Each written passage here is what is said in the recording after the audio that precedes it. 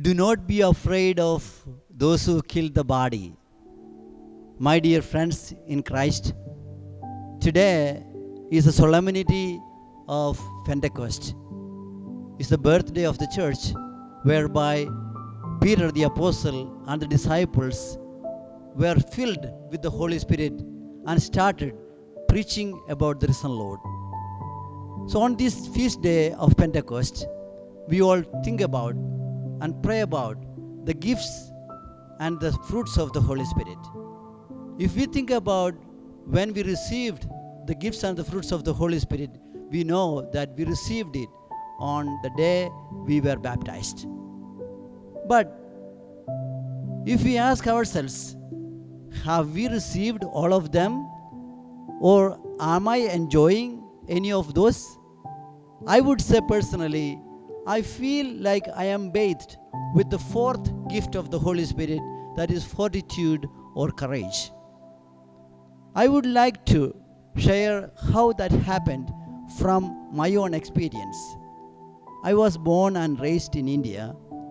After and before my ordination, I had the privilege to be a missionary in Kenya, East Africa, almost 10 years.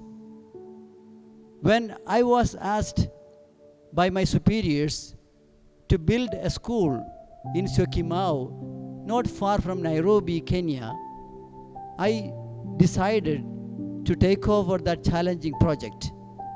There was no electricity, no water, no road to the property assigned to build the school. I had no previous experience of building any school before. Since our community of Carmelites of Mary Immaculate had no enough fund, I decided to be the contractor, supervisor, and also the architect. I worked day and night. The construction started in the year 2001, and on the 21st of December 2001, something happened unexpectedly. Middle of the night, I heard the security men screaming. When I opened the door of the small house where I was living in, I saw the house being surrounded by flashlights. When I looked around, there were 20 plus men, thieves, getting ready to break the house in. I asked them, "What do you want?"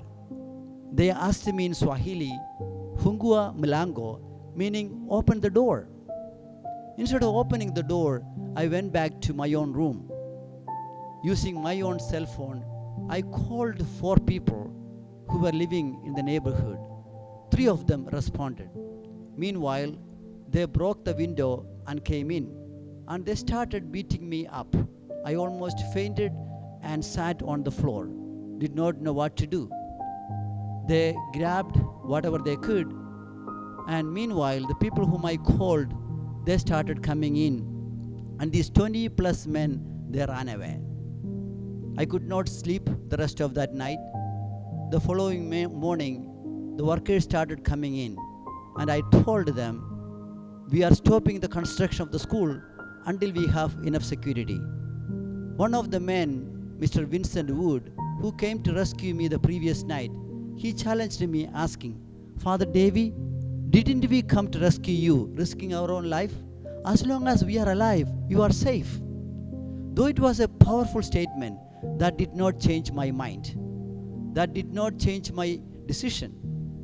Fathers, sisters, neighbors, they all came in to know how I am doing.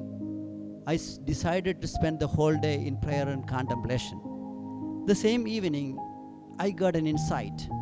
I was thinking about and meditating upon St. Thomas the Apostle, who went to India courageously to preach about the risen Lord. And I thought, if St. Thomas did not go to India, I would not have become a Christian. I would not have become a priest.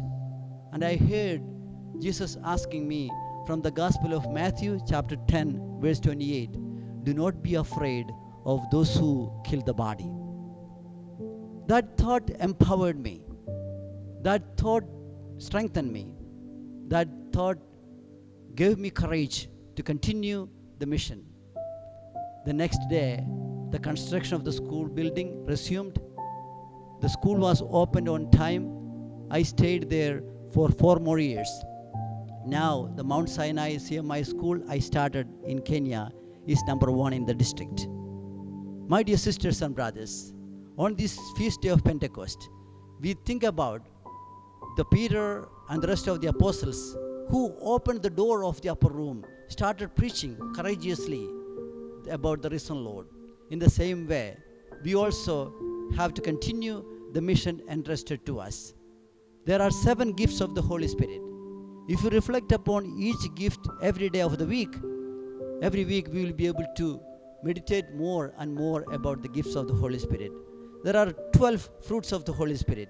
If you think about one of the fruits every month, by the end of the year, we will have all fruits of the Holy Spirit. So, my dear sisters and brothers, let us seriously meditate, pray, and think about how we will be empowered.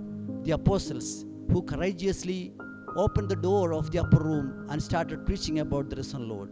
Let the fruits and the gifts of the Holy Spirit empower us and strengthen us to continue the mission the apostles started on this Pentecostal Sunday.